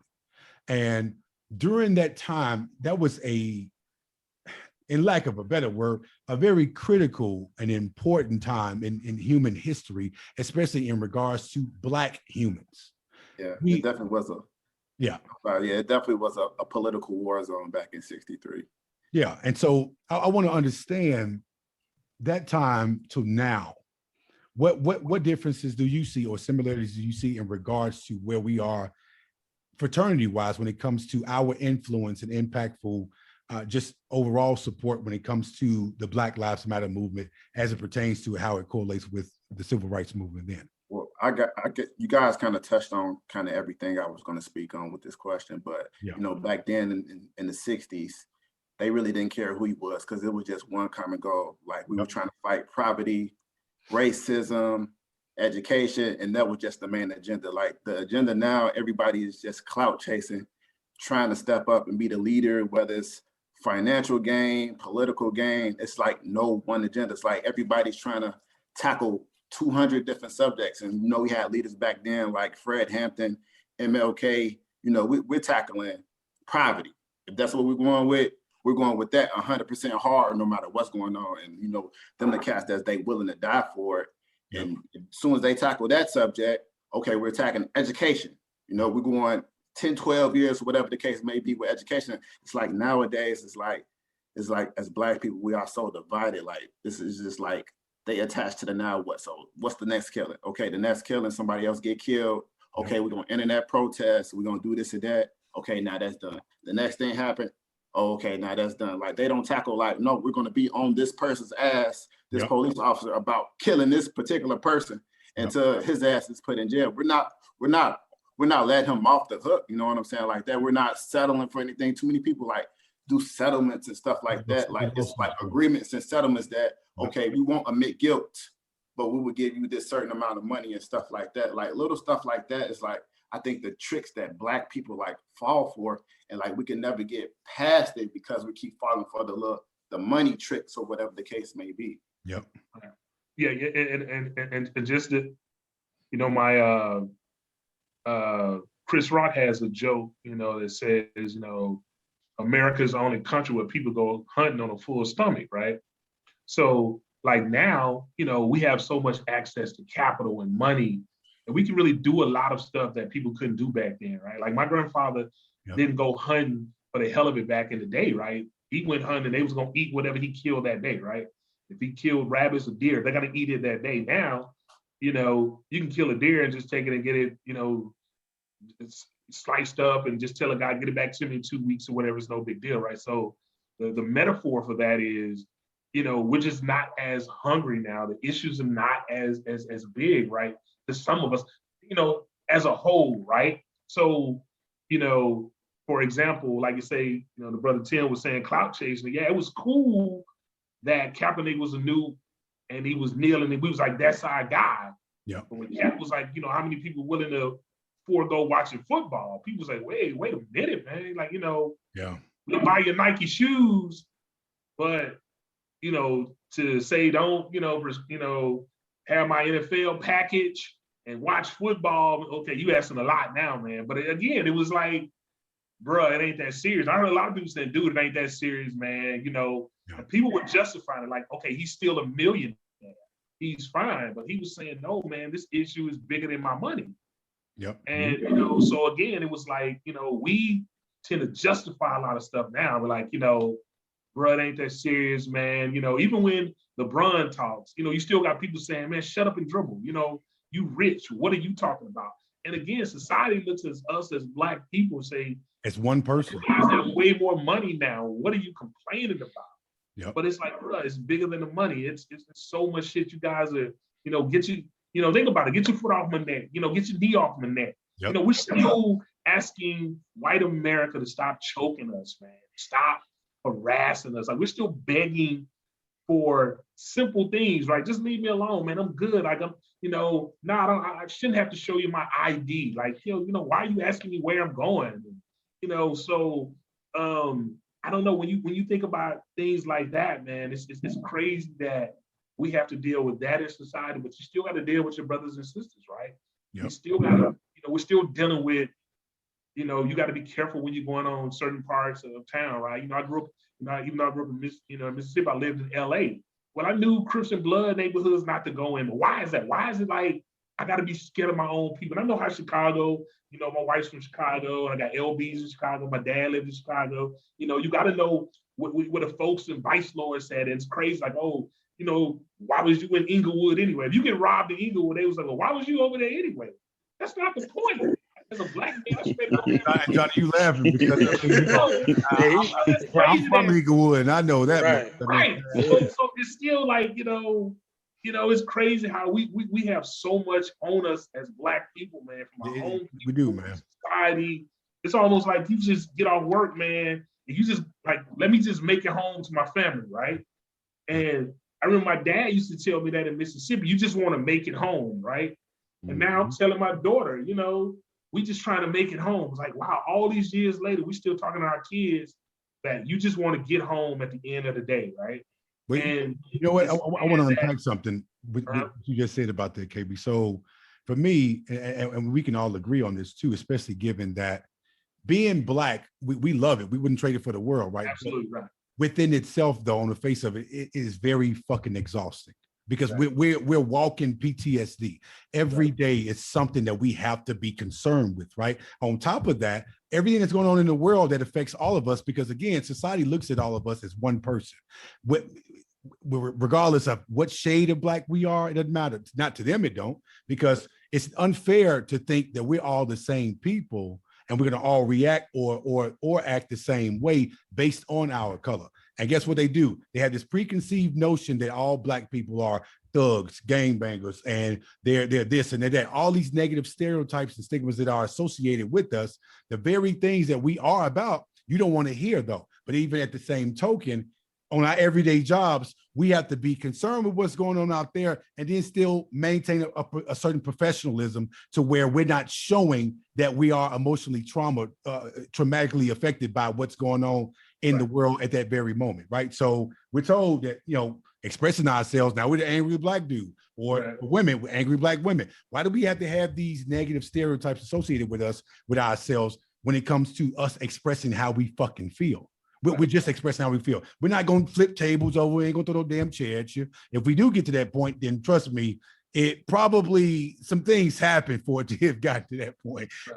But I mean, the point is though, to have so much that we have to unpack and unravel and deal with on an everyday basis, it is exhausting on the face of it every single day for all of us. And so the idea that we have to have these conversations today with our own kids, just make it home safe. Listen, whatever they ask you to do, if you get pulled over, just listen. Just say yes, yes, sir, no, sir, yes, ma'am, no, ma'am. Get your ass home, because, and even having to tell ourselves that too, as black men, especially for me being 6'4", 230 pounds, on average, the average cop that I may run into about 5'10". The fact that he has to look up at me, he's already inferior of me. And I haven't done anything wrong. I haven't even given him a reason to fear me. But the fact that my pigmentation scares him alone with whatever stereotype that has been perpetuated on TV for him, he's automatically assuming that every black person is like that. And it's unfair to put us all in one bucket. But guess what? We do that to ourselves to a certain degree too, because even to the point about how we look at ourselves now, again, we're fighting ourselves, we're fighting each other, and we're fighting the damn system. To what Donte said earlier, and what Terrell said earlier about all these different fights that we're in, we have yet to win one of them. Right.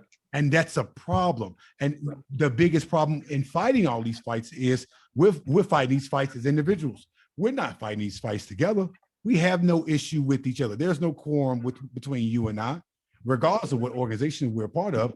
But even from a community service standpoint, the community that we service needs to see us as fine representations of our organization, as well as representatives of us, of our culture too, as black men and women. And if they can't see that consistently, then guess what they do? They disassociate themselves with us, saying that we're black elites. We think we're better than everybody else. And granted, some of those things may indeed be true by certain standards of that individual, but that's not that's not the whole umbrella of the organization, right? Everybody in this organization don't feel that way.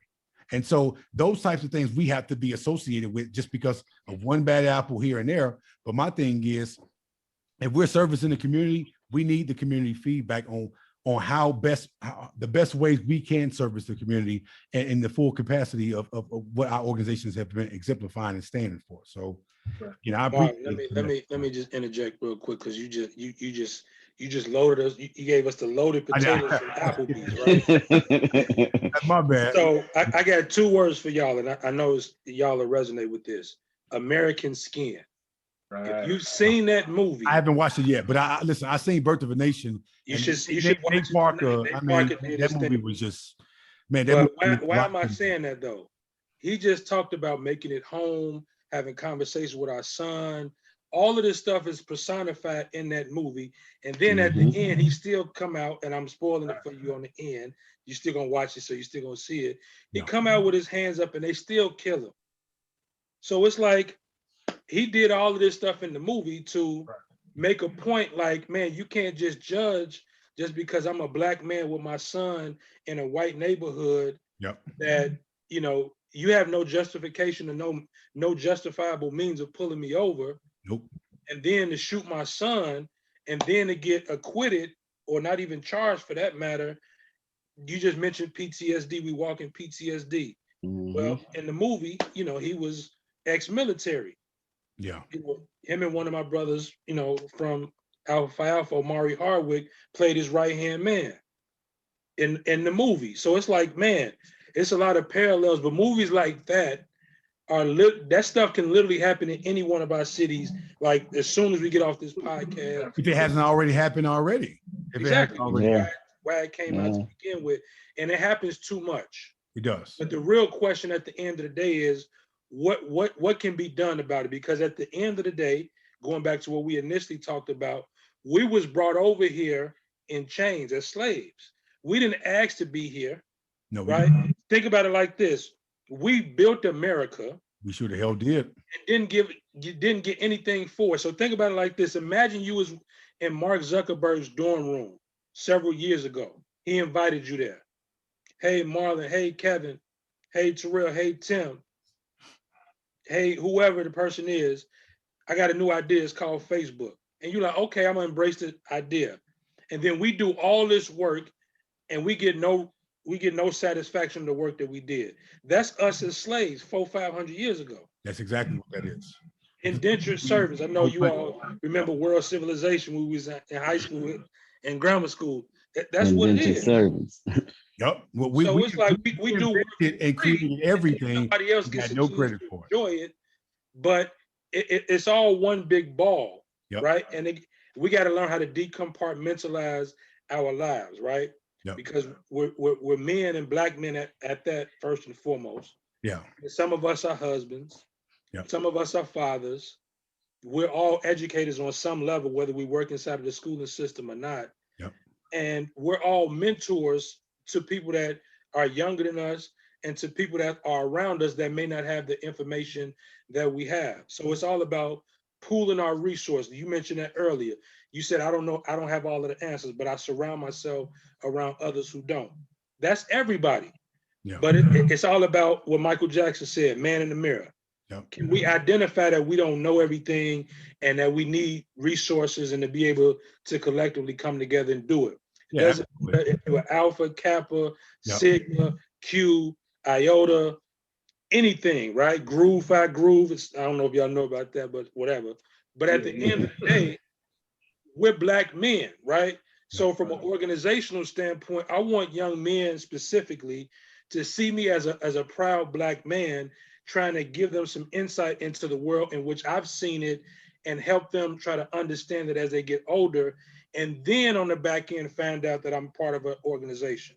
All right. Like what Kevin was saying. I want to interject for a second. I want to be sensitive on time here. So to get to the next question, obviously you unraveled a lot there, Johnny, on that part. So I want to get to this question. So for you guys, KB, I'll start with you on this one. For you, what particular community service initiative resonates with you the most about your organization?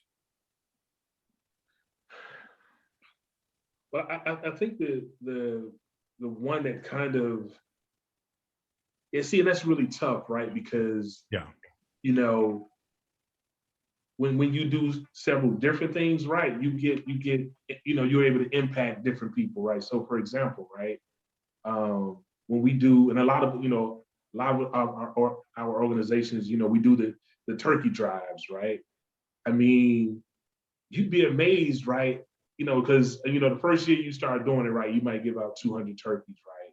Yeah. Years later, man, you might have like 1,000 people. Then you think to yourself, yep. Man, did that many people really need turkeys? And you're like, wow, people are hurting out here, man. So, yep. Just things like really just feeding people, man, and giving baskets and then you turn around and with the Kappa League, man, you have 20 children in your program, and you find out from the parents, man, that the kid has never been out of Atlanta, or like my son is never even talked about how men have impacted his life, right? So it's a lot of things, man, and me, I'm a part of the Cab County Panhellenic Council, so we try to tackle a lot of things as well, right? Going into the elderly healthcare centers, man, and just sitting with the old people, man, and just because we can't forget about our elderly people, right? These are the people that laid the foundation for us, right? So when we go to see them, man, and just sit down with them and play bingo or cards, man, and then you might find out it's a guy, man, who's an Omega, man, that plays in 1950 somewhere. And he's like, man, I'm just glad to see y'all, man, because he might say, I haven't even seen Greeks in 30 years, right? Because his life could just been like, I'm in a wheelchair and I've been in this facility for so long, he's happy just to see some Greeks coming and sit with him, man. So there's a lot of stuff we do, man. But for me, man, I think impacting the community, man, with, the turkey drives and the baskets, man. I mean, you seeing people pull up with, in minivans, with kids, man, they need whole family. Yep. Yeah, it's, you got food over here, we got clothing over here, man. We having coat drives, man, and people are just saying, I just need a coat and I need socks. So to me, man, it's just impacting the community, man. That's absolutely. And if you think about it too, right? So most of the time we oftentimes get too fixated on just us being out there presenting ourselves in an organizational way, rather than the very need that our community actually needs from us. So from that standpoint, thinking about it, as crazy as it sounds, there are still a lot of people who don't know all the Greek letter organizations that are out here who are doing things in the communities. You know what I'm saying? So we've been around roughly on average 100 years. Because we assume everybody has that information, and we do assume. Exactly. Right. So it was funny, right? Like I knew I wanted to be a captain in 6th grade. So when I would get to college and I ran into dudes who said they didn't even know what a fraternity was, I used to say, how's that possible? Yeah. I mean, but like, man, I didn't grow up in no community. Yeah, but you have to think about it demographically. So members would come into my high school. Yep. Most of us on average here on this call right now are from Chicago. Right. So we weren't exposed to a lot of that up north versus down in the South, where it's much more, vigilant, and you can see it there in real time on a daily basis. So it looks different demographically. So, but even still, that is something that we have to still unpack and be able to do more of when it comes to service in the community and having them get to know us from that standpoint. So, Johnny, I want to make this quick because I know we're kind of pressed for time. So I want every last one of you guys to get you kind of your takes on this conversation, on this question in particular. For you, Johnny, what community service initiative stands out or resonates with you the most about your organization? Well, for my chapter specifically here in Chicago, 2 of them kind of come to mind. One is Alpha Walk, and the other one is a national program. It's Go to High School, Go to College. Okay. So Go to High School, Go to College, primarily just a mentoring program where we encourage young men that are in grammar school to go to high school, and we instill in them what they need to do as they get older and understanding themselves. Mm-hmm. And then the young men that are in high school, we promote going to college, whether it's HBCU, PWI, whatever. If college is for you and it's in alignment with what your career is going to be, go to college, do what you need to do, become that doctor, that engineer, that lawyer, etc. And then with the Alpha Walk, it's really about being in tune with our physical bodies. Obviously, COVID is obviously unlocked a couple of doors that we didn't even know were locked, if you will, but physical activity is very important. So just getting out and going for a walk around your block, you'd be surprised how much stuff you can learn by just walking around in your community. So Alpha Walk, we have it every summer with the exception of last year because of the pandemic. Yeah. We walk about 5 miles around a radius of where my chapter house is in Chicago. And we having conversations with people, whether we know them or not. We learning about the area in which we're walking in, and we raise money for certain causes like wounded warriors, or, Kevin mentioned about, elderly people. We give $1,000 here, $2,000 there, whatever money we raised as proceeds by just going for a walk in our community. Yeah. So the programs are the two that kind of resonate with me the most, and why I love doing them, and obviously the other ones as well. Yeah, and I appreciate that initiative that you guys have been putting forth an effort in, and definitely speaks volumes, especially with the Alpha Walk, and just overall understanding the overall fitness that we have to be in better shape as Black men and women, because on average, Black people don't live past 65 because we don't take better care of ourselves, and we don't exercise, we don't eat right, and things like that. So those are the type of things that we have to do more of in terms of being very much so vocal about when it comes to our health. Terrell, for you, what would you say is the one initiative, community service initiative, that stands out and resonates with you about your organization? Well, for me, in my chapter that I joined, Roby Mule up here in Chicago, they do this toy drive for the kids during like Christmas and the holidays. Yeah. Like wrap all the presents up, then just deliver them to multiple shelters across Chicago.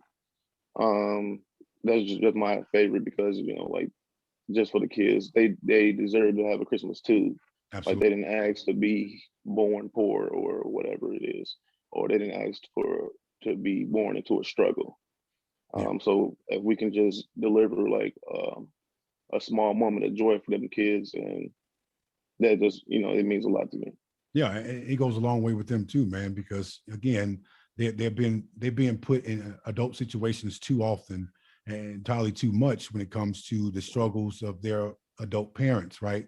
Having to be adults early on in their lives when they haven't really enjoyed their childhoods. And so part of that is taken away from them when that struggle is ongoing, or it's constantly increasing in their lives. So I appreciate you guys for doing that. And I definitely know that they appreciate that as well. Tim, for you, what resonates with you in regards to your organization when it comes to community service initiatives? What's the one thing that resonates with you about that? For me, man, it's the Sigma Beta Club, just because of the fact that I get to touch a lot of different aspects with them. I get to teach them business. I get to teach them a lot of the things that I'm interested in. And mostly, man, it's because they're raw clay, Right. so I get to leave my stamps and show and watch how their lives are molded and watch them grow from that. So, man, catching a kid at an early age like that, man, you get to learn so many different aspects about them. You get to see things that you were blessed with that most kids might be missing out on. So, it's definitely the Sigma Beta Club for me, man. Like I said, it's raw clay. You get to help mold somebody and fashion somebody's life. That's the dopest thing in this world to me. It is, man. You got to get them early, man, because in life, you got to get carried before you crawl. You got to crawl before you walk. And if we don't get them early enough, then guess what? We lose them later in life. And then we wonder what went wrong with them. Well, in all actuality, we as adults, preferably adult men, we dropped the ball with not taking ownership of our community and being much more vocal and vigilant in our kids' lives. So whether they are our personal kids or not, but the fact that we're still being very much so active in the community when it comes to being role models and leaders in that aspect is still something very important to a young man, especially growing up in today's time. Donte, for you, what stands out? What resonates with you about your organization when it comes to? We have this community service things called iFit. It's crazy how every organization has the same agenda, doing the same thing. Everybody's actually on the same page, but call it something different. But basically helping people be aware of their personal health, man. Personal fitness, as you know, I take pride in it. I started lifting weights and get my personal health together over 4 years ago. And people don't know how important that is. Adequate sleep, the right type of vitamins, the right type of food to put in your system, what not to eat, what to eat, what to watch out for. A lot of people don't have knowledge of things like that. So it's just great that we get to teach, teach that to people of color, really of color, of how to correctly eat right, how to survive and live longer than the average of 65 or whatever the case may be, than the average of retirement. Because after retirement, you know what I'm saying, usually people of our race, you know, die, stuff like that. So it just teaches people how to live longer. I mean, certain stuff you can't avoid, like cancer and all that other stuff like that. Yeah, but even still, right? So our bodies are our temples, right? If we don't take care of our body won't take care of us, right? So we can't get mad at later on in life if our bodies tends to start to dwindle in terms of, you know, different ailments and things like that, because we didn't take care of our bodies early on. Our bodies are like automobiles. If you're tuning it up, getting an oil change on it, eventually you can keep it long enough to where it'll last a long time, right? So we have to be very much so active when it comes to our physical health as well as our mental health, because sometimes the very weight that you need to lose ain't necessarily physical weight. So that from a mental standpoint, we have a lot of things to unpack and unravel when it comes to the very things that we have to resolve within our own personal lives. And so that initiative alone, man, like you said, there are different names for it, but same agenda for the most part. But yeah, physical health definitely helps the mental health. It does. It does. And vice versa, right? So it starts with the mind. Your mind tells your body what to do, and rightfully so. So if we're putting the right things in our bodies, eventually our mind's going to stay sharp enough to where we're not losing it necessarily. But to get to the last question I want to ask you guys, and this is something that's very personal and direct. So I'm gonna start with you, Johnny, on this. What more can all 5 of our fraternities do together? We know all the individual things that we do. We just talked about that, right? We just pretty much unpacked the very initiatives that each and every one of our organizations have been about and stood for and advocated for, right? So, but what more can we do collectively together as the males of the Divine Nine? I mean, at the end of the day, just to simply put it, it's all about identifying the main problems that we need to address and tackle, and collectively go and tackle it until the job is done, and then work on something else. Too oftentimes, people get overloaded. And when I say people, I'm just talking about people in general. Yeah. But obviously, us as fraternity guys, we can understand it because we've all been on lines, whether it was you by yourself or like with me, it was 13 of us on our line. Like, you know, there's no one man above the crew, if you will, right? So we all are one unit, we are one organism, and we going forward toward a goal. So if you're talking about, you know, collectively as organizations coming together from a fraternity standpoint, identify a problem that we can tackle right away, right? Because the stuff that's going to take us years to do is going to take us years to do it. But if there's something that we can nip in the bud 2 weeks to a month tops, hey, everybody come together like you all just mentioned. I think it was Kevin, you said you can make a phone call and 5,000 people will be at one location on a Monday morning or whatever. Where if we get that type of power, and we obviously live in the information age, we can do that. We got to identify the problem that we're going to come together and solve first. Right. We tackle the low-hanging fruit as we move forward toward the big stuff, like, you know, the government, which at the end of the day, they ain't gonna never budge off that and whatnot. That may be something that we're gonna die trying, from a 50 cent quote, if you will. But the low-hanging fruit, we can communicate with each other, come together, solve, and it has a lot to do with our own communities and working within our communities, and then we take care of home and then go abroad from there. Yeah, absolutely. Hey, KB, final words for you. But what more can we do together? Yeah. So believe it or not, man, you know, we are already doing a lot of that, right? And I'm speaking from my own personal view, right? Because like I said, as a part of the DeKalb County Panel of Council, I know that this already works, right?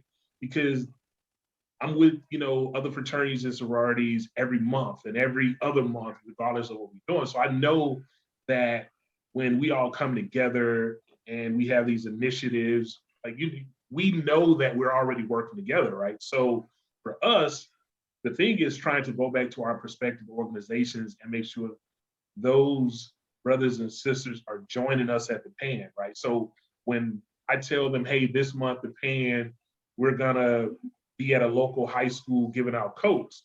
Well, I expect at least 10 of my fraternity brothers to show up. So think about it. 10 alphas are showing up and 10 omegas and 10 iotas and 10 sigmas. Okay, that's the work right there, right? But I think sometimes people just assume, well, my guy got it right there, or my brother, he's gonna be there. I don't really need to go. Well, no, we need as many people as possible, right? And I think all hands on deck. All hands on deck, right? And I think, that may start on the undergraduate level, because even in college, I was a part of the PAN. So I knew then it worked, right? We weren't always beefing and arguing over stuff. In these PAN meetings, we were trying to decide, all right, we're gonna do this and we're gonna do that.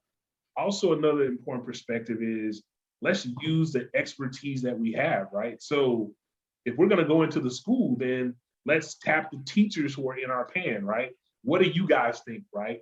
If we're gonna do something regarding a financial capacity, all right, who are the bankers in the group, right? So we need to really start using the guys or the ladies who, this is their expertise, right? We don't really need 1,000 people trying to lead all the time, right? It's like, who's good at this, right? Okay, what if, like you said, once we tackle something, okay, who is good at this? This is what you do on a daily basis, right? So if it's something political, let's reach out to our, brothers and sisters who are, aldermen and councilmen. Let's get their perspective on it, right? So I see that it works already. It's just, we need more hands on deck. And that's easier said than done, right? I mean, it's hard to get everybody out, right? Because it's always gonna be, I know I can depend on, like my brothers know they can depend on me, right? So it might be like, if nobody's gonna be there, KB is gonna be there. Yeah, I'm cool with that. But sometimes, and I know you brothers feel the same way. It's like, man, I don't always. You want to always be the person to represent, right? Right.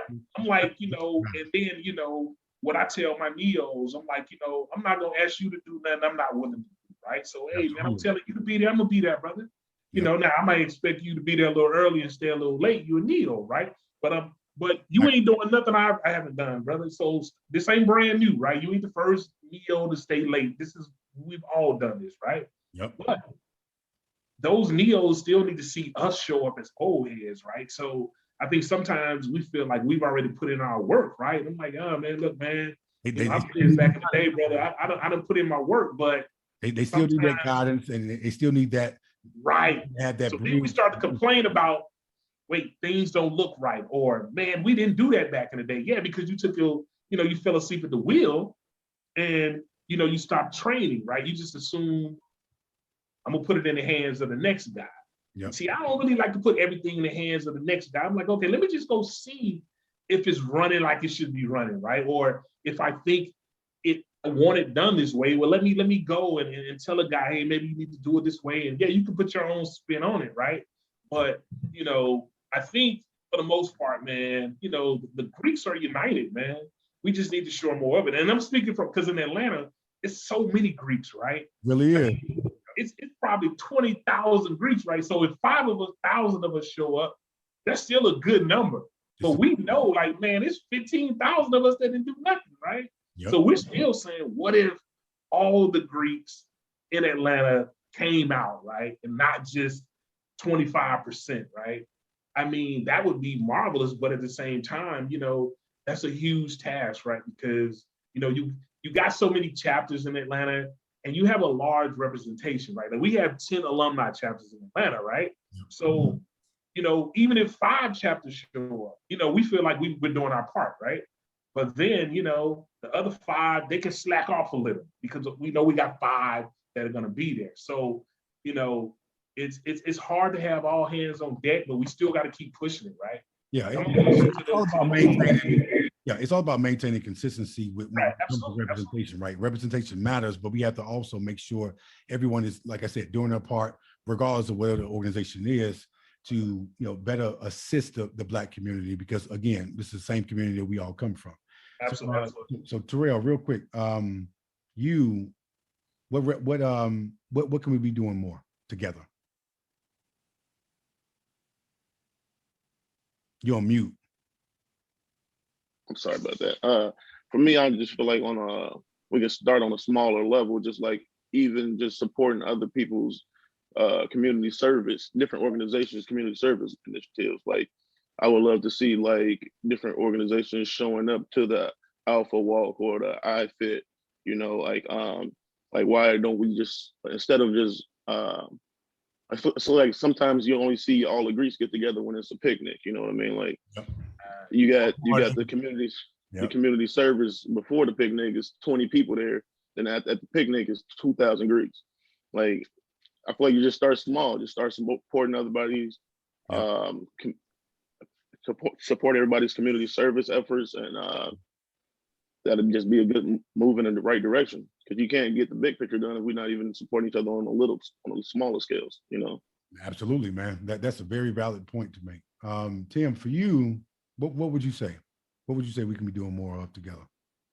Man, what we could be doing more of is, I kind of want to use one of Farrakhan quotes, man. He said in one of his speeches he had, he talked about the younger generation. He said, man, this is the greatest generation I've ever seen. We say that they fools, we say that they're knuckleheads, but they are the greatest generation of soldiers that I've ever seen. They will go to war over anything. They just don't know what to be aimed at or what to fight for. Absolutely. I believe that's true about us. We have the soldiers, we have the numbers, we have the amount of people, but we don't have the direct call to action. Absolutely. Like we said, I think we need one decisive thing to work towards. And, you know, like I said, that's main part of the Pan-Hellenic Council. One of the main things to work towards, but mobilizing our soldiers together, like y'all said, that is very true. Many of times, oftentimes, you'll see that if they have a community service event before a picnic or before a party or anything like that, it's 5 to 10 people there. You know what I'm saying? You may get 2 people out from each organization, but like you said, it's clear and decisive that that party is going to be afterwards, or that picnic is going to be afterwards. It's going to be lit. It's going to be turned up. It's going to be all. Yeah, we know everybody's going to get the memo and everybody's going to get the flyer to that, but everybody's not going to drive the community service driver. You know what I'm saying? I put that information out there first. So I think, man, we have the numbers, we have the movement. The thing about it is making everything concise about what we're trying to do. Yeah. And moving towards that. So yeah. Donte, for you, what would you say we can be doing more of together? This is kind of a long shot, but maybe helping the community build businesses, man. We have too many lawyers, doctors, basketball players, whatever you want to call it, like in between each fraternity, sorority, or whatever, that it shouldn't be no way we shouldn't have our own bank. We shouldn't go to an NPHC bank and ask for a loan instead of going for the white man's bank and asking for a loan to get denied and stuff like that. You know, starting stores in our community. Why can't we start, you know, stores in our community and stuff like that? Why we have to go to an outsource to get money to get denied and stuff like that? I just don't understand. I don't understand why we're so divided on that as a whole. We want the same thing, but it's just like we're not clear. It's like it's some individual stuff. Like, we want our name on the deed. We don't want to have it at LLC. We want our name on the deed. So it's kind of confusing to me that we as a people are like this. You don't see the Chinese people doing that. They keep their money inside the community. Very the much. Mexicans, they live in the house for 15 years to stack their money to about their own business. So it's just kind of weird to me that we as Black people don't see this. We have other people moving in our community, like the Chinese. They build in a Chinese restaurant and that we go there all the time, but we won't support the Black grocery store, you know, in the neighborhood, but we'll go buy some Chinese food. We get our nails and hair done by the Koreans or whatever the case may be. Like, everybody is profiting off us except us. But that kind of goes back to what Johnny was saying earlier about the program and deprogramming. Right. Like, you think about it in this sense. Think about it in this sense. When you went to school, they didn't teach you anything about finance.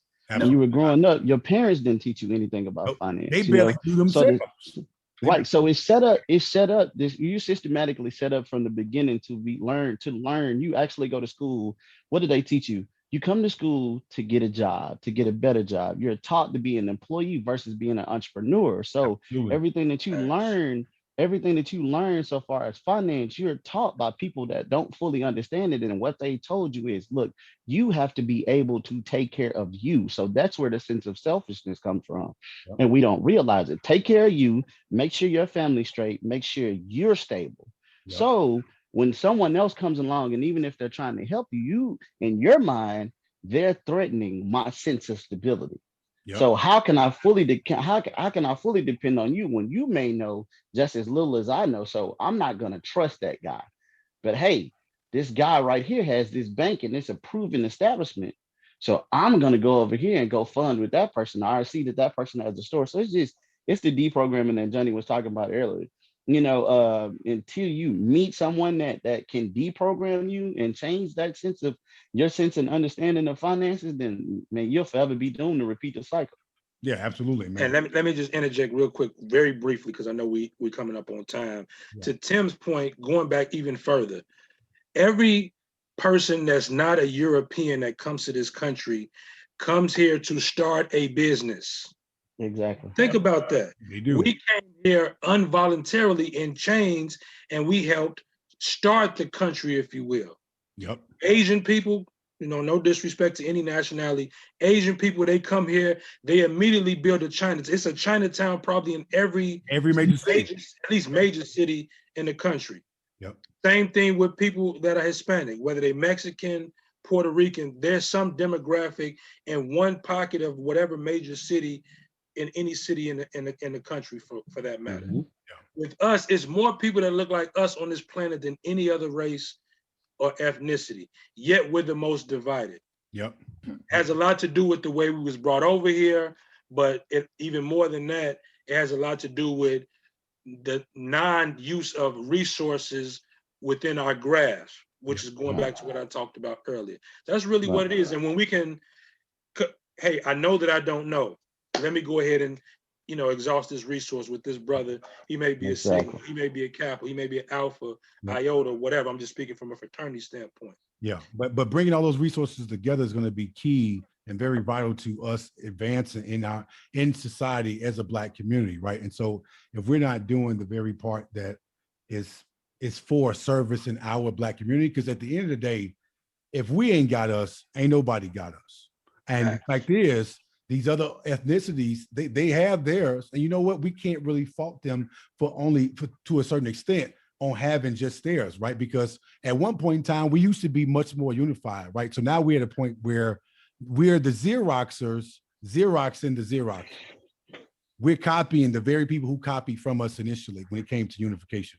So those type of things have to be talked about more in a much broader perspective when it comes to us being unified on a consistent basis. So, but again, I want to thank each and every one of you guys for being on this show. I really appreciate you all taking the time to be on here to voice your opinion and perspective on a lot of different issues that we're trying to unfold. And this is an ongoing conversation, right? I want people to take from this episode that the very information that we need to be applying to our everyday lives and to our communities and our inner circles of friends and family is that the idea of knowing that we each have a part to play in this. And if we don't all do our parts, then we're doing a disservice to ourselves and to our community. So before we go, I want to leave you all with this quote that I actually read from an author named Gregory S. Parks, who was interviewed on his book about Black Greek letter organizations in the 21st century.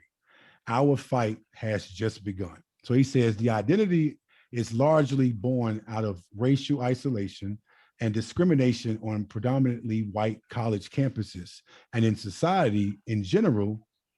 As such, their goals have always been the development of personal excellence, usually high scholasticism, development of kinship ties, which basically brotherhood or sisterhood, and racial and gender for sororities, uplift throughout civic action, community service, and philanthropy. So these are types of things here that stood out to me when reading that quote about that. And I'm definitely going to check that book out when it comes to this man speaking on Black Greek letter organizations. And I'm curious to know what organization he's a part of too, because that alone would speak to the very truth that we've been talking about all day about how we need to be doing more things together and being consistent with our efforts to service our community. So On that note, fellas, again, man, salute to all you Black men who are doing excellent jobs in your professions, in your fields, and in your cities and states.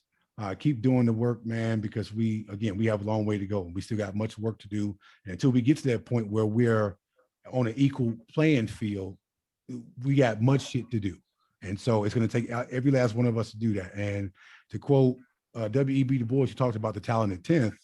I want to expand that, right? So 13.5% of the African-American population in the United States. If you take 10% out of 13, that number don't look too well. So what we need to do is, since it's not that many of us to begin with in the United States, every last one of us need to be doing our damn jobs. Every last one of us has a job to do, whether it's great or small, or you scaling it as it being a great job or a big job or a small job. Listen, all of the intricate pieces have to be in play in order for us to really get ahead in life and have the rest of society respect us in regards to making sure that we are treated fairly and equal on all facets and all professions of life. So again, man, thank you all for being a part of this podcast episode, man, and talk about this and unfold the very things that we need to be discussing more of when it comes to our Black community service, our Black organizations as it pertains to our community service initiatives. And so, again, greatly appreciate all you guys, the time you've taken to be on this episode. Hope you guys are staying safe and staying sanitized until we are truly able to get out of this damn pandemic and get to some new normalcy where we're traveling again. Because fellas, we got some damn traveling and some damn plans to make in terms of traveling out of the country for at least a week or two to basically decompress from all of the shit that we've been subjected to in the last year. This last year felt like 10 years. Right. At least for me. At least for me. So again, interject real quick, brother. Yeah, I was telling my wife, it was like, if you guys remember last year this time, remember they were saying, Black people couldn't get COVID because at the time it was only like white people were getting it, seemed like, right? Man. Then it's like COVID said, all right, hold my beer, right? And it was like, if you think about all the shit we go through as Black people, man, even now we're still dying at higher rates with COVID. It's almost like, shit, we just can't win, man. And, my mother, was just hit with COVID and, she was in the hospital a week ago. And the crazy thing is you can't really even go visit your loved ones, man, because you can't, you don't want to contract it. So it's literally like, you just pray for them that they're going to make it through. And then when they go home, they still have to quarantine.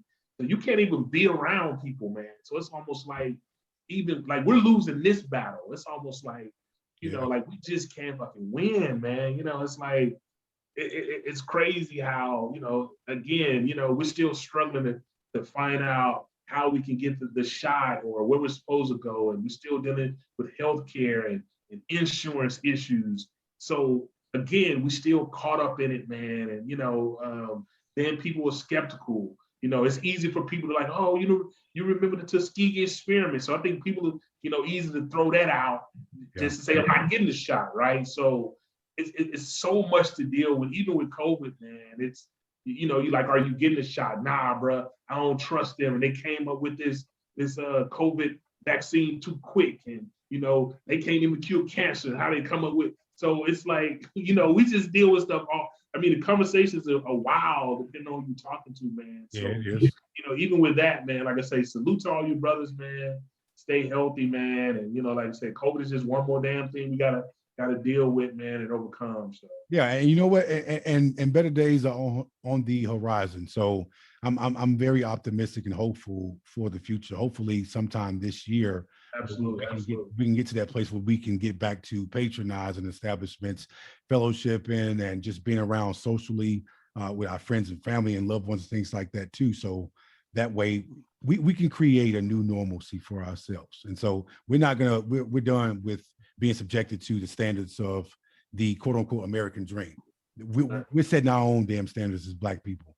And it starts with understanding what the initiative is, which is the foundational thing. The common denominator in all of our organizations is community service. So that's going to be the one thing that brings us all together in unification. And so again, guys, thank you for taking this time, being on this show, give your expertise and your perspectives on these different issues that we've touched on. Obviously, this is going to be an ongoing conversation. So I'll be looking forward to having a conversation with you guys in the future again about this. And hopefully we'll get at a place where we can talk about some progress we made in between that time thereafter. So again, man, again, appreciate all that you guys have said on this show and just taking the time being here. And I hope you guys are staying safe. And we'll definitely circle back again, man. I'll be checking in on each and every one of you all pretty soon. So again, y'all definitely take it easy. And yeah, we'll be talking again.